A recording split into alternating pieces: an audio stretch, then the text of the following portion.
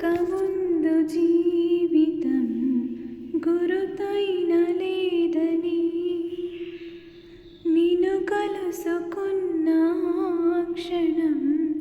నన్ను వదిలిపోదని ప్రతి గడియ ఓ జన్మగా నీ గడుపుతున్నానని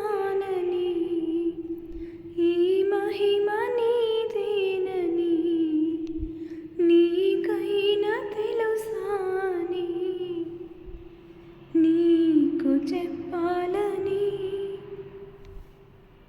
ఒకే ఒక మాట మదిలోన దాగుంది మౌనంగా